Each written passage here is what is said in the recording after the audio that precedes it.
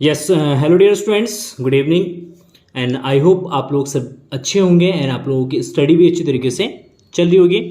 And confidence point YouTube channel पे अब से जो है आपका क्लास 10 के वीडियोस भी आने स्टार्ट हो गए हैं। अब रेगुलर जो है चैनल पे आपको वीडियोस मिलते रहेंगे, ठीक है। तो इसलिए आप अगर इस चैनल पर नए हैं और अभी तक इस चैनल को आप लोगों ने सब्सक्राइब नहीं करा है तो प्लीज चैनल को सब्सक्राइब कर लीजिए, क्योंकि अब क्लास 10th के वीडियोस भी आने लगेंगे। बहुत सारे बच्चों के कमेंट्स आते थे, सर क्लास 10th के लिए वीडियोस अपलोड कीजिए, क्योंकि अब तक मैं क्लास 10th के लिए वीडियोस अपलोड नहीं कर रहा था, क्लास 12th के लिए वीडियोस अपलोड कर रहा था। बट अब क्लास 10th के भी वीडियोस भी यहाँ पे आपको मिलेंगे, ठीक है। तो बने रहिए। आज हम स्टार्ट करने जा रहे हैं चैप्टर नंबर 4 द्विघात समीकरण, ठीक है। इसके बाद कौन सा चैप्टर आपको पढ़ना है उसका कमेंट में आप मुझे जरूर बताइएगा। तो उस नेक्स्ट वीडियोस जो है इस चैप्टर के बाद हम जो चैप्टर आप बोलेंगे उसी चैप्टर के वीडियोस जो है बनाना स्टार्ट करेंगे, ठीक है। तो जो भी आपका रिकमेंडेड चैप्टर है प्लीज कमेंट सेक्शन में आप लोग हमें जरूर बताइए। तो द्विघात समीकरण यहां पे हम बात करेंगे। इससे पहले आपने चैप्टर नंबर 2 पढ़ा है। चैप्टर नंबर 2 में आपने पढ़ा था द्विघात जो है, क्या पढ़ा था? द्विघात बहुपद। आपने पढ़ा था द्विघात बहुपद। बहुत सारे बच्चे कंफ्यूज होते हैं कि द्विघात बहुपद और द्विघात समीकरण में क्या अंतर है। द्विघात बहुपद और द्विघात समीकरण के अंदर क्या डिफरेंस है? तो द्विघात बहुपद क्या होता है कि जैसे हमने एक बहुपद लिखा है, जैसे हमने लिखा है ax² प्लस bx और प्लस का c। हमने एक बहुपद लिखा है, इसी के इक्विवेलेंट हमने लिखा है 2x² प्लस 3x प्लस का 4। हमने एक बहुपद लिखा, ये हमारा क्या है? एक बहुपद है। तो इसको हम बोलते हैं द्विघात बहुपद, क्योंकि इसकी घात में अधिकतम कितनी है? अधिकतम घात 2 है। तो जिस बहुपद की अधिकतम घात कितनी होती है? 2 होती है। अधिकतम घात यहां पे अगर आपकी कितनी है? 2 है, तो उस तरीके के बहुपद को हम बोलते हैं द्विघात बहुपद।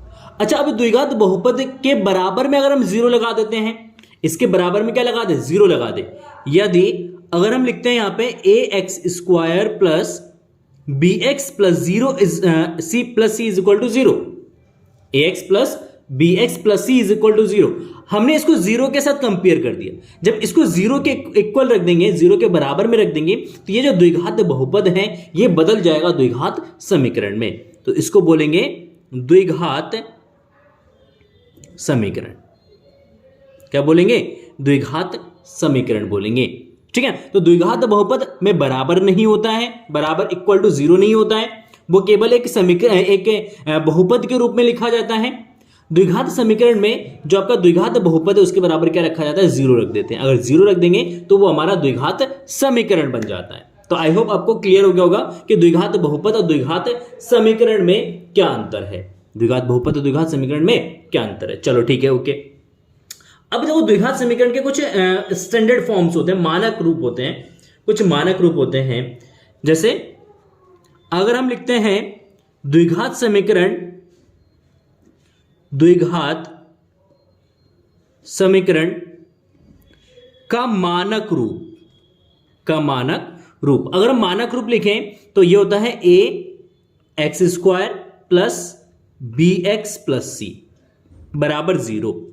और यहां पे a जो है ये नॉट इक्वल टू 0 होना चाहिए। a का वैल्यू 0 नहीं होना चाहिए। बाकी b 0 हो जाए चल जाएगा, c 0 हो जाए चल जाएगा, कोई दिक्कत नहीं है, बट a 0 नहीं होना चाहिए। अगर a 0 होगा तो उस केस में ये हमारा द्विघात समीकरण नहीं होगा, उस केस में ये हमारा द्विघात समीकरण नहीं बनेगा। तो द्विघात समीकरण के लिए कंडीशन है कि ax plus bx, sorry ax² plus bx plus c is equal to 0 होना चाहिए, और 0 जो है यहाँ पे सॉरी a जो है नॉट इक्वल टू 0 यहां पे होना चाहिए, ठीक है। तो हमारा जो एक्सरसाइज 4.1 है वो केवल आपका आधारित है द्विघात समीकरण पे। किस पे आधारित है? द्विघात समीकरण। बस आपको चेक करना है प्रश्नावली 4.1 में, आपको केवल चेक करना है कि ये द्विघात समीकरण है कि नहीं है। तो प्रश्नावली 4.1 देखो, प्रश्नावली 4.1 में क्या आएगा? प्रश्नावली 4.1 में देखो, सबसे पहले क्वेश्चन नंबर 1 दे रखा है आपका, इसमें कह रहे हैं कि जांच कीजिए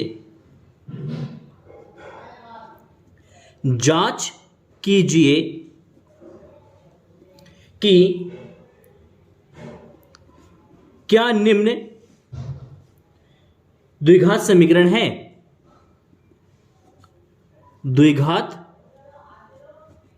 समीकरण है क्या? ये क्वाड्रेटिक इक्वेशन है या नहीं है, ये हमें चेक करना है। देखो पहला क्वेश्चन, इसमें पहला पार्ट दे रखा है आपका x + 1 का स्क्वायर बराबर 2x - 3। 2x - 3।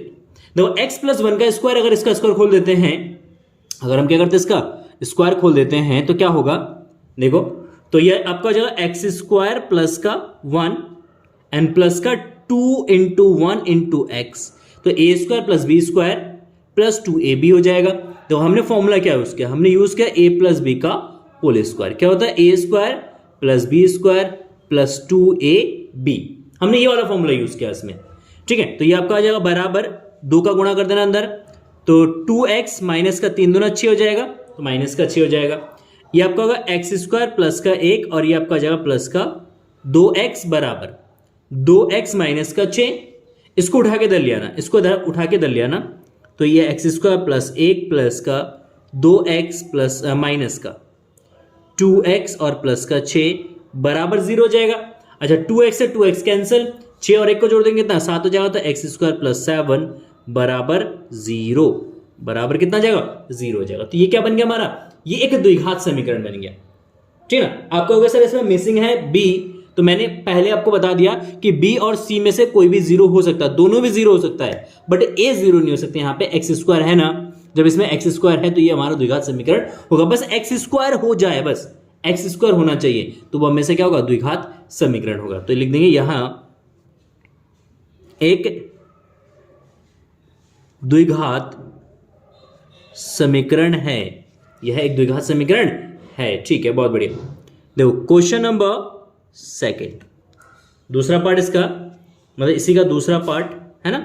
देखो क्या दे रखा है? ये आपका देखा x² माइनस का 2x, x² माइनस का 2x बराबर माइनस का 2 और 3 माइनस का x, 3 माइनस का x। तो ये x² माइनस का 2x, 2 का गुणा कर देना अंदर, तो माइनस का 6 और माइनस आपका प्लस हो जाएगा, तो ये आपका 2x हो जाएगा।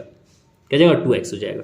उठा के दल ले आना, तो x² माइनस का 2x प्लस, और ये प्लस का माइनस का है, इधर आके प्लस का हो जाएगा, और 2x को दल ले आओगे तो माइनस का 2x बराबर 0, ठीक है। तो ये आपका जो x² माइनस का 4x और प्लस का 6 बराबर 0। अब यहाँ पे x² है, जब x² है तो क्या बनेगा? ये हमारा द्विघात समीकरण बनेगा। तो लिख देंगे यहां द्विघात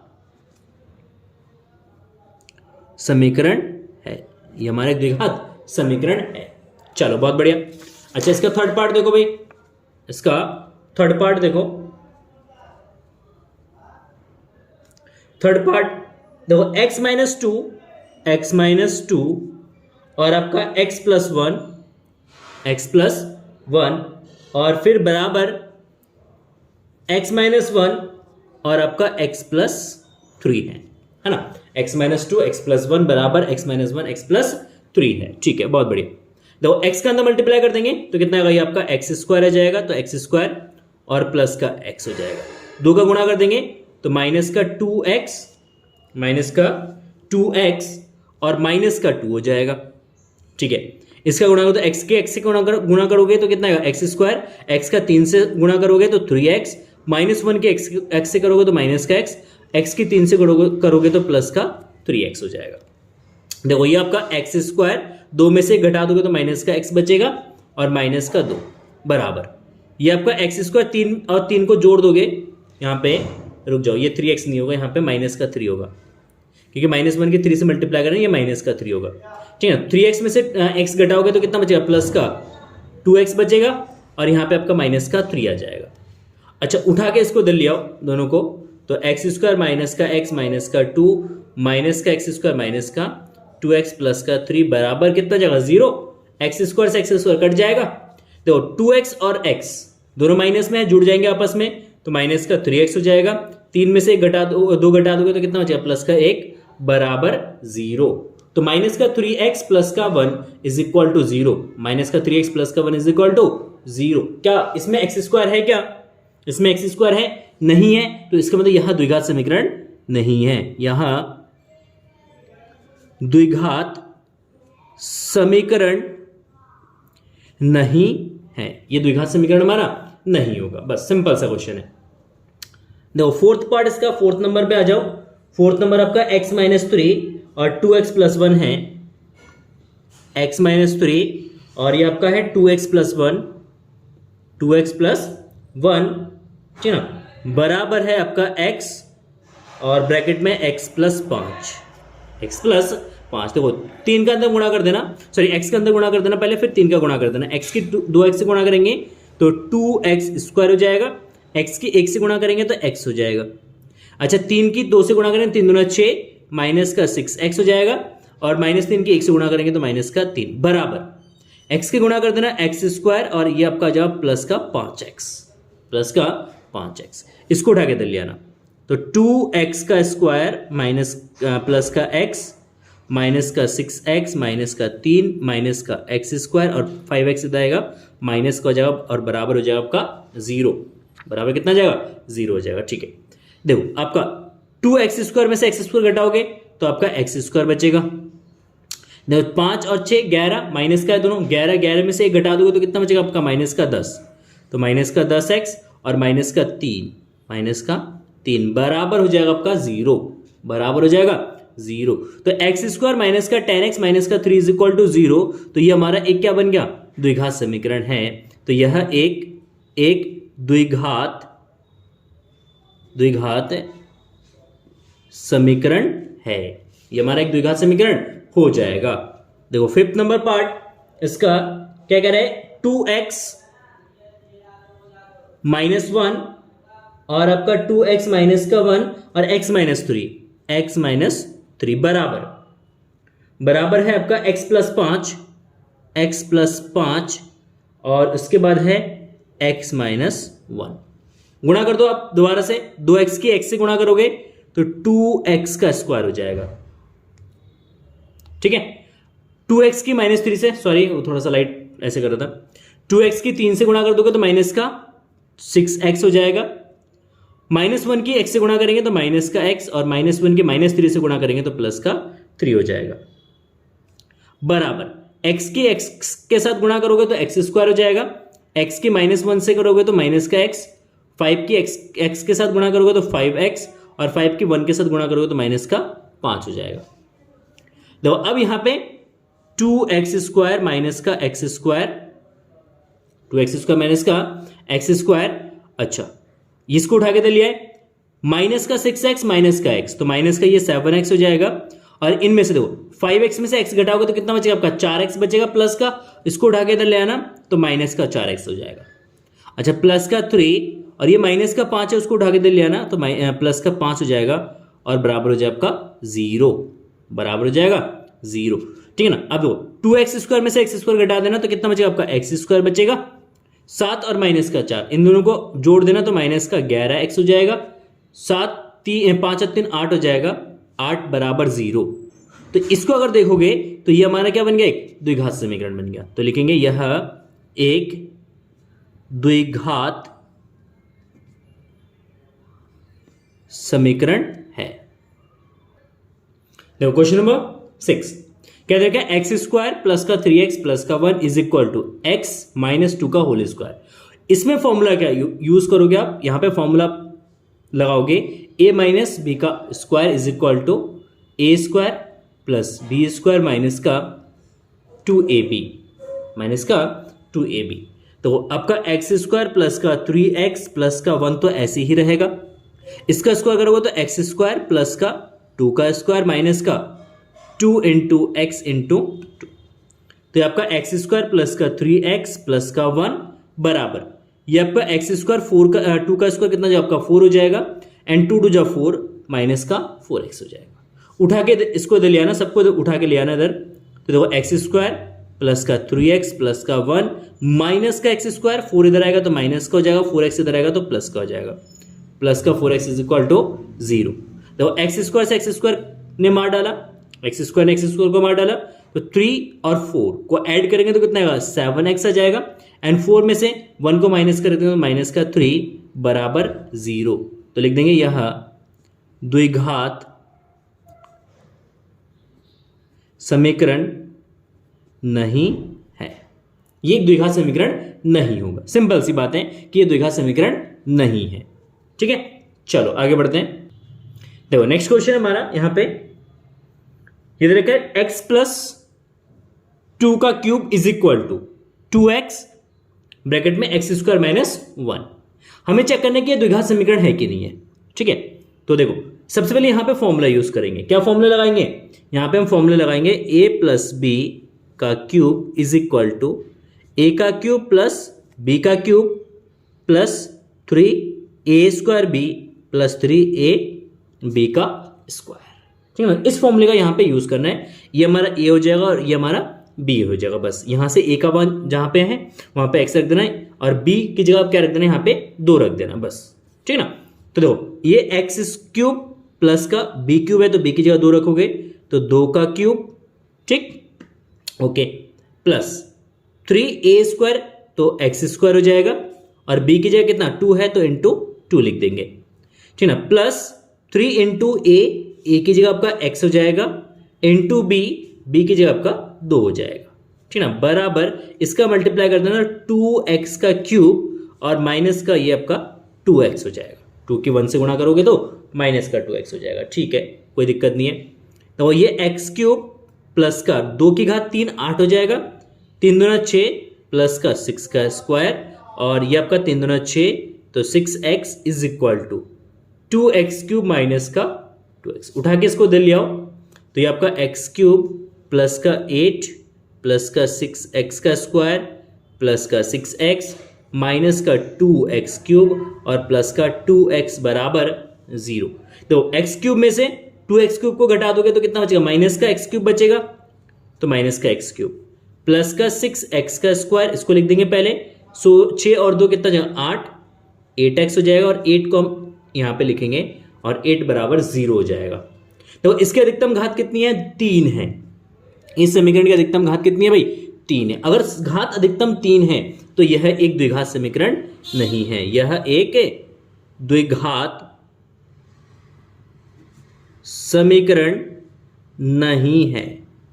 आप कहोगे सर इसमें x की घात 2 भी तो है, बट अधिकतम घात हम देखते हैं हमेशा क्या करते हैं? हम अधिकतम घात देखते हैं। तो अधिकतम घात कितनी है? यहाँ पे 3 है। तो ये त्रिघातीय समीकरण है, ये हमारा त्रिघातीय समीकरण, द्विघात नहीं है, त्रिघातीय है।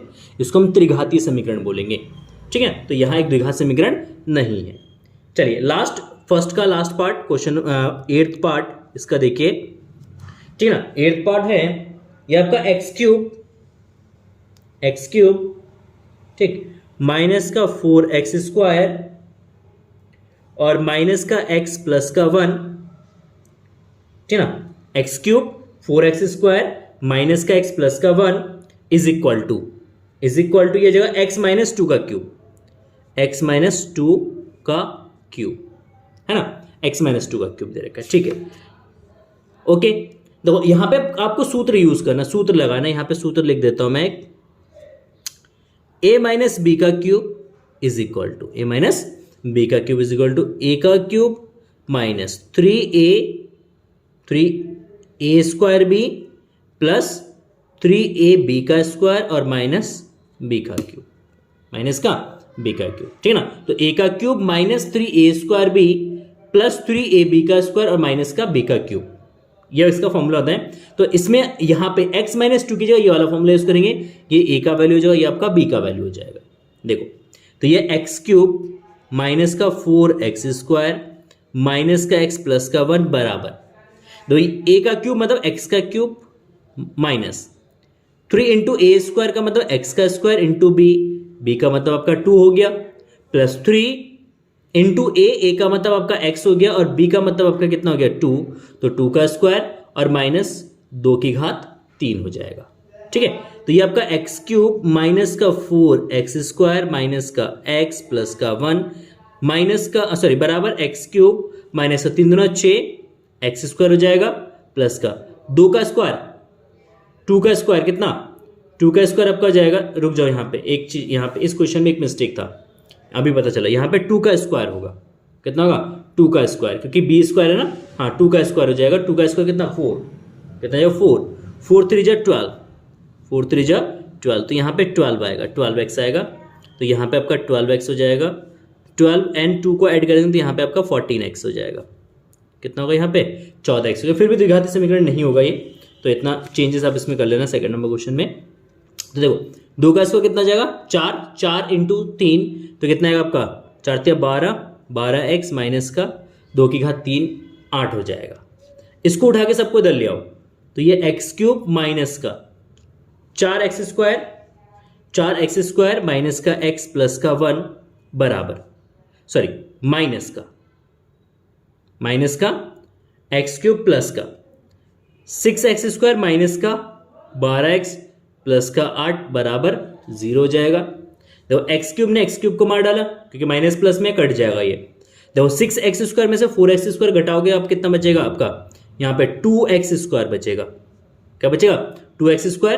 देखो 12x माइनस का है, ये भी माइनस का है, तो माइनस माइनस प्लस, तो माइनस का 13x हो जाएगा। 8 + 1 इन दोनों को ऐड करेंगे तो कितना आपका आएगा 9 बराबर 0 हो जाएगा। तो 2x² माइनस का 13x प्लस 9 बराबर 0 हो जाएगा। ठीक है, तो ये हमारा करेक्ट आंसर हो गया क्वेश्चन नंबर 8 का। अब चले क्वेश्चन नंबर सेकंड में चलते हैं। क्वेश्चन नंबर सेकंड में 4 पार्ट है। अच्छा, एक क्वेश्चन मैं आपको देता हूं, आप इसका आंसर करना। एक आपका होमवर्क यहाँ पे मैं देता हूं, आंसर आप लोग लिखना कमेंट सेक्शन में। देखो x - 3 का cube is equal to x - 2 का क्यूब। कमेंट सेक्शन में लिखना कि यह द्विघात समीकरण है या नहीं है। अगर द्विघात समीकरण है तो लिख देना यह एक द्विघात समीकरण है, अगर नहीं है तो नीचे कमेंट में लिख देना यह एक द्विघात समीकरण नहीं है। बस उससे मैं समझ जाऊंगा कि आप लोगों ने इसका आंसर करा है। ठीक है, देखिए क्वेश्चन नंबर सेकंड क्या कह रहे हैं कि निम्न स्थितियों में द्विघात समीकरणों के रूप में निरूपित कीजिए। द्विघात समीकरण के रूप में हमें क्या करना है, इसको निरूपित करना है। पहला पार्ट दे रखा है, एक आयताकार भूखंड का क्षेत्रफल 528 मीटर स्क्वायर है। क्षेत्रफल है ना, मीटर स्क्वायर है। क्षेत्र की लंबाई चौड़ाई के दोगुने से एक अधिक है। कह रहे कि क्षेत्र की जो लंबाई है वो उसकी चौड़ाई के दोगुने से एक अधिक है। देखो एक आयत है यहाँ पे, ये इसकी लंबाई और ये इसकी चौड़ाई है। ये लंबाई है, ये इसकी चौड़ाई है ना। तो कह रहे कि इसकी जो लंबाई है जितनी इसकी चौड़ाई है इसके 2 गुना, मतलब 2 से गुणा कर देंगे। ठीक है, और उससे भी एक अधिक है। कह रहे उससे भी एक अधिक है। तो देखो सबसे पहले हम मान लेंगे यहाँ पे, सबसे पहले हम क्या करते हैं, मानते हैं, माना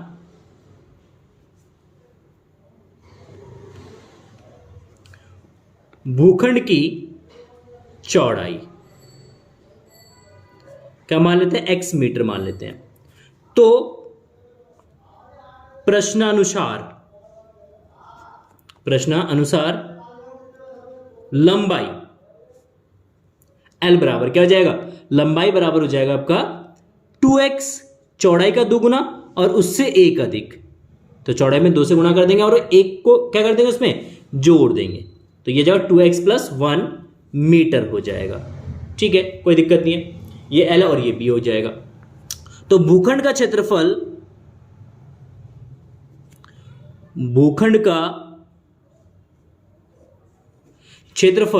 बराबर L × B हो जाएगा। क्या जाएगा, L × B। तो भूखंड का क्षेत्रफल L × B हो जाएगा। ठीक है, L × B, कोई दिक्कत नहीं है। देखो आ जाओ, अब यहां पे सिंपली, और भूखंड का क्षेत्रफल आपका 528 दे रखा है, तो 528 बराबर लंबाई कितना है आपका 2x + 1 और चौड़ाई कितना है आपका x हो जाएगा। x के अंदर गुणा कर देना, तो 528 बराबर ये आपका 2x² और प्लस का ये हमारा हो जाएगा x। तो 2x² प्लस का x हो जाएगा। ठीक है, अब आपका यह 2x² प्लस का x माइनस का 528 बराबर 0। ठीक ना, 2x² माइनस का, सॉरी प्लस का x माइनस का 28, तो ये हमारा क्या बन जाएगा, ये हमारा आंसर आ जाएगा। ठीक है, तो ये हमारा एक द्विघात समीकरण बन गया और इसी द्विघात समीकरण को आपको बनाना था। चलिए देखते हैं नेक्स्ट पार्ट। तो देखिए यहां पे नेक्स्ट क्वेश्चन है, 2 क्रमागत धनात्मक पूर्णांकों का गुणनफल 306 है। ठीक है ना, गुणनफल दे रखा है कितना 306। हमें पूर्णांकों को ज्ञात करना है, तो इसके लिए हमें द्विघात समीकरण बनाना है।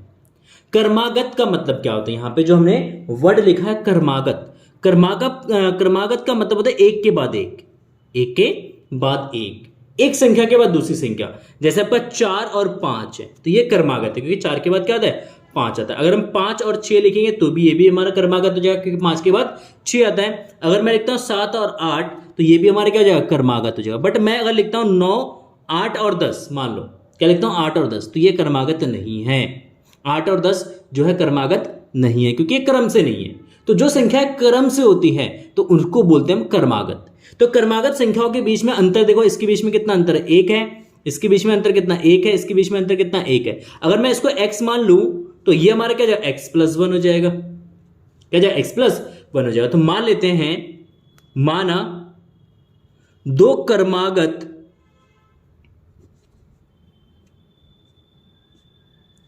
धनात्मक पूर्णांक, एक x हो जाएगा तो दूसरा x+1 हो जाएगा। एक हमारा x तो दूसरा x+1। तो यहां पे लिखेंगे प्रश्न अनुसार इनका जो गुणनफल दे रखा है, कर्मागत संख्याओं का जो गुणनफल दे रखा है वो 306 दे रखा है। तो ये x और x+1 बराबर 306। x की गुणा कर दोगे अंदर तो ये x² प्लस का x बराबर 306, इसको उठा के दे लिया ना, तो x² प्लस का x माइनस का 306 बराबर 0। तो ये हमारा क्या बन जाएगा? एक द्विघात समीकरण बन जाएगा। बस इसी द्विघात समीकरण का हमें निर्माण करना था। तो नेक्स्ट थर्ड क्वेश्चन है, रोहन की मां उससे 26 वर्ष बड़ी है। रोहन की मां उससे 26 वर्ष बड़ी है।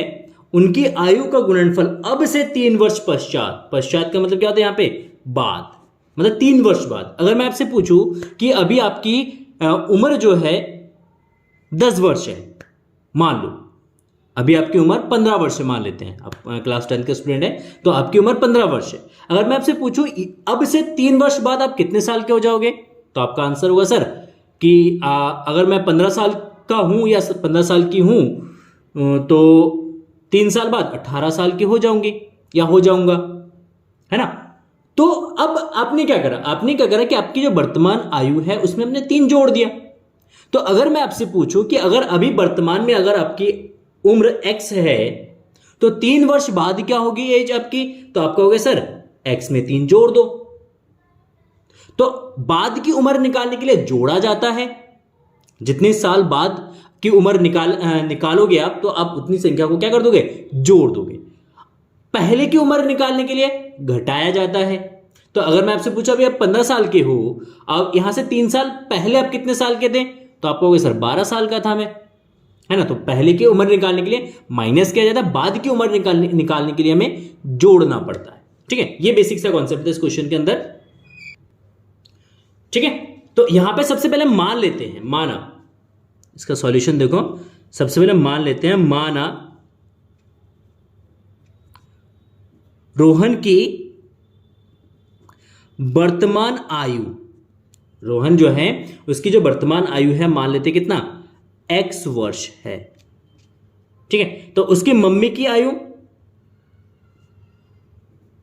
उसकी मां की आयु, क्योंकि वो 26 वर्ष बड़ी है तो x + 26, 26 वर्ष अगर बड़ी है तो क्या x + 26 हो जाएगा।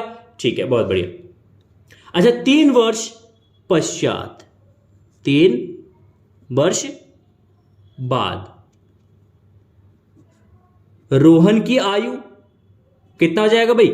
x + 3 हो जाएगा। आप कहोगे सर 3 जोड़ दो उसमें, तो x + 3 हो जाएगा। ठीक है, और 3 वर्ष बाद मां की आयु,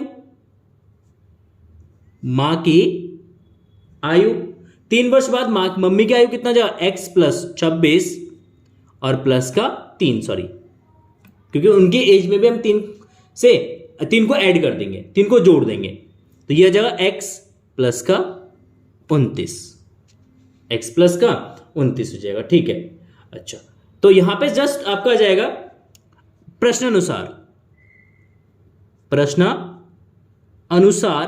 क्या देगा? प्रश्न अनुसार देखो, ये कह रहा है कि 3 वर्ष पश्चात उनके आयु का जो गुणनफल है वो कितना? 360 हो जाएगा। गुणनफल 360 हो जाएगा। तो इसका मतलब प्रश्न अनुसार आयु का गुणनफल आयु का गुणनफल कितना जाएगा, 360 हो जाएगा। ठीक है, 360 हो जाएगा, कोई दिक्कत नहीं है। तो यहां पे आप इन दोनों की मल्टीप्लाई कर दो, x प्लस 3 और जाएगा x प्लस 29 बराबर 360। कितना जाएगा, 360 हो जाएगा। अब गुणा कर दो इसकी, दो x की x के साथ गुणा करोगे तो कितना आएगा, ये x स्क्वायर हो जाएगा। x की 29 के साथ गुणा करोगे तो प्लस का 29x हो जाएगा। x की 3 से गुणा करोगे तो प्लस का 3x हो जाएगा। और 3 की 29 से गुणा करोगे तो 9 27 के साथ ऐसे लगेगा 2 6 दुना 3 दुना 6, 6 और 2 कितना जाएगा, 6 और 2 8, 87 हो जाएगा प्लस का, है ना, 87। और 360 को उठा के दे लिया ना, तो माइनस का 360 बराबर 0 हो जाएगा। तो x का स्क्वायर 29 और 3 को जोड़ोगे तो यह आपका आएगा 32, तो 32x एंड 360 में से 87 घटा देना। देखो 0 में से 7 घटाओगे मतलब 10 में से 7 घटाओगे तो आपका 3 बचेगा, माइनस का बचेगा यहाँ पे। हाँ, 3 को क्या माइनस का है, बड़ी संख्या है, माइनस का साइन आ जाएगा 3। और यहाँ बचा 5, 15, 15 में से 8 घटा दोगे कितना बचेगा, 7 बचेगा। ठीक है, यहाँ बचेगा 2, तो 273 बराबर 0। तो यहाँ पे आपका जाएगा x का स्क्वायर प्लस का 72x माइनस का 273 बराबर 0। तो ये हमारा बन गया द्विघात समीकरण। इसी को तो बनाना था। चलो देखते हैं नेक्स्ट क्वेश्चन। देखो इस एक्सरसाइज का लास्ट क्वेश्चन है, एक रेलगाड़ी 480 किलोमीटर की दूरी समान चाल से तय करती है। यदि इसकी चाल 8 किलोमीटर कम होती, क्या होती भाई, कम होती, तो वह उसी दूरी को तय करने में 3 घंटे अधिक लेती है। कह रहे कि उसी दूरी को तय करना है और उसको तय करने में उसको कितने घंटे का समय ज्यादा लगेगा, 3 घंटे का समय ज्यादा लगेगा। तो हमें रेलगाड़ी की चाल ज्ञात करनी है, रेलगाड़ी की चाल ज्ञात करनी है। तो सबसे पहले मान लेते हैं इसका सॉल्यूशन। देखो सबसे पहले मान लेंगे, माना रेलगाड़ी की चाल जो उसकी वर्तमान चाल है वो कितना मान लो, x kilometre per hour, x kilometre per hour. तो रेलगाड़ी द्वारा 480 किलोमीटर दूरी तय करने में लगा समय, दूरी तय करने में लगा समय। तो रेलगाड़ी ने 480 किलोमीटर दूरी जब वो तय किया x किलोमीटर पर घंटे की चाल से, तो उसको कितना समय लगा। तो आपको पता है चाल बराबर क्या होता है, चाल बराबर होता है दूरी बटे समय, है ना। तो अगर आप यहां से समय निकालोगे तो समय बराबर क्या हो जाएगा, दूरी बटे चाल हो जाएगा। क्या जाएगा, दूरी बटे चाल। तो यहां पे लगा समय, इसको मैं रिप्रेजेंट करता हूं T1 से। किससे, T1 से। देखो T1 बराबर जो दूरी बटे चाल, दूरी बटे चाल, दूरी कितना 480, चाल कितना भाई x। तो इतना समय लगा, इतना घंटा रेलगाड़ी को 480 किलोमीटर तय करने में लगा। ठीक है, यदि रेलगाड़ी की चाल, देखो सेकंड केस में कह रहे हैं कि रेलगाड़ी के चाल को हम 8 किलोमीटर पर घंटे की रफ्तार से उसको कम कर देते हैं, तो न्यू चाल कितनी होगी। तो यहां पे देख लेते हैं। तो रेलगाड़ी की चाल 8 किलोमीटर पर घंटा कम करने पर नई चाल कितना जाएगा, x माइनस का 8 किलोमीटर पर आवर। तो रेलगाड़ी की न्यू चाल कितनी होगी भाई, 8 किलोमीटर पर, सॉरी x माइनस 8 किलोमीटर पर आवर्स। x में से क्या कर देंगे, 8 घटा देंगे, क्योंकि कम हो रहा है, कम करने के लिए घटाना पड़ेगा आपको। तो हम क्या करेंगे, यहां पे घटा देंगे। ठीक है, तो इसी चाल से वो 480 किलोमीटर दूरी तय करता है। इसी चाल से 480 किलोमीटर दूरी तय करने में लगा समय, कितना समय लगेगा, T2। तो T2 बराबर क्या हो जाएगा, T2 बराबर हो जाएगा सिंपल दूरी बटे चाल, दूरी बटे चाल। देखो दूरी बटे दूरी कितना 480 किलोमीटर है, चाल कितना हो गया यहाँ पे x माइनस 8, तो x माइनस 8। अच्छा, यहां पे हमारे पास दो T1 एंड T2 है। किस दशा में किस सिचुएशन में रेलगाड़ी को ज्यादा समय लगेगा? रेलगाड़ी को ज्यादा समय लगेगा जब उसकी चाल कम होगी। चाल कब कम है? चाल यहां कम है, मतलब T2 ज्यादा लगेगा T2 के कंपैरिजन में। कितना घंटे ज्यादा लग रहा है? 3 घंटा। कितना घंटा? 3 घंटा। 3 घंटा जो है इसको ज्यादा समय लग रहा है, तो इसका मतलब है अकॉर्डिंग टू क्वेश्चन, प्रश्न अनुसार, इसको बोलते हैं प्रश्न अनुसार, अकॉर्डिंग टू क्वेश्चन, अगर T2 में से अगर आप T1 को माइनस कर दोगे तो आपको कितना मिलेगा? 3। अज्यूम करते कि पहले उसको 5 घंटा लग रहा था, पहले यहां पे उसको 5 घंटा लग रहा था, अब उसको 8 घंटा लगेगा, 3 घंटा ज्यादा लगेगा। तो 8 में से अगर आप 5 घटाओगे तो कितना मिलेगा आपको? 3 ही तो मिलेगा। तो हमने वही माना कि T2 में से अगर T1 को हम घटा देंगे तो हमें कितना मिलेगा? हमें 3 मिलेगा। ठीक है, क्लियर है? ओके, तो अब T2 का मान रख दो यहां पे, तो 480 डिवाइड बाय x माइनस का 8 माइनस का, ये आपका 480 डिवाइड बाय x बराबर कितना? 3। 480 को कॉमन ले लो, तो 480 हमारा कॉमन आ जाएगा, क्या बचेगा? 1 बाय एक्स माइनस 8 माइनस का 1 बाय एक्स बराबर 3। क्रॉस मल्टीप्लाई कर दो, क्या कर दो? क्रॉस मल्टीप्लाई कर दो। देखो 480 एक्स का इससे गुणा करोगे एक्स माइनस का, -1 किससे गुणा करोगे तो माइनस का एक्स और प्लस का 8, और इन दोनों के आपस में गुणा कर देना, एक्स के एक्स से गुणा करोगे एक्स स्क्वायर और एक्स के 8 से गुणा करोगे तो माइनस का 8 बराबर कितना जाएगा आपका? 3 हो जाएगा, बराबर 3। यही कर देता हूं इसको, लास्ट क्वेश्चन है। तो एक्स से एक्स कैंसिल हो जाएगा, तो देखो ये आपका आ जाएगा 480 गुणा 8 बटे एक्स स्क्वायर माइनस का 8x बराबर कितना बचा हमारे पास? 3 बचेगा।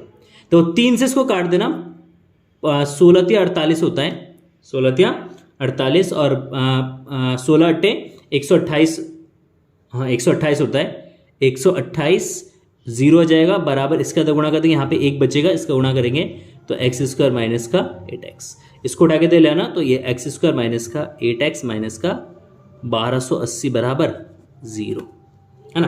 तो एक्स स्क्वायर माइनस का 8x माइनस का 1280 बराबर कितना जाएगा भाई? 0 जाएगा। ये हमारा द्विघात समीकरण बनेगा। तो बहुत इजी क्वेश्चन है, बस आपको इतना ध्यान रखना है कि आपको T2 में से T1 को माइनस करना है, T2 में से T1 को, क्योंकि इसमें चाल कम है तो समय ज्यादा लगेगा, तो ज्यादा समय में से कम समय को घटाएंगे तो कितना मिलेगा? वो हमको 3 मिलेगा हमें। ठीक है, तो इसी के साथ एक्सरसाइज 4.1 जो है यहीं पे फिनिश होता है। और बाकी आई होप आपको ये वीडियो पसंद आया होगा, सारे क्वेश्चन जो है आपने अच्छे से सीख लिया होगा। बाकी इन क्वेश्चंस की आप प्रैक्टिस जरूर करना, और बाकी 1-2 दिन में आपका एक्सरसाइज 4.2 अपलोड हो जाएगा, तो उसका वीडियो भी देख लेना। अगर आपको वैसे नहीं मिले तो आप ऊपर डाल देना प्रश्नावली या एक्सरसाइज 4.2 बाय कॉन्फिडेंस पॉइंट, या डाल देना exercise 4.2 class 10th by confidence point. इस तरीके से आप सर्च करोगे तो आपको टॉप में जो है वीडियोस मिल जाएंगे। ठीक है, अगर आपको वीडियो पसंद आए तो प्लीज वीडियो को लाइक कर देना, अपने दोस्तों के साथ शेयर जरूर करना। ठीक है, और चैनल पर नए हैं और इस तरीके के वीडियोस आपको चाहिए तो प्लीज चैनल को सब्सक्राइब करके नोटिफिकेशंस बेल को जरूर दबाना, ताकि आपको टाइम पे नोटिफिकेशंस मिलता रहे। ठीक है, तो अब से वीडियोस रुकेंगे नहीं, वीडियोस मिलते रहेंगे, और ये बातें आप अपने फ्रेंड के साथ भी शेयर कर दो, उनसे भी कहो कॉन्फिडेंस पॉइंट पे क्लास 10 की क्लासेस स्टार्ट हो गई है, अब रेगुलर जो है यहाँ पे भी क्लासेस आपको प्रोवाइड की जाएगी। तो चलिए फिर मिलते हैं ऐसी इंटरेस्टिंग एंड जानकारीपूर्ण वीडियो के साथ, तब तक के लिए जय हिंद, जय भारत।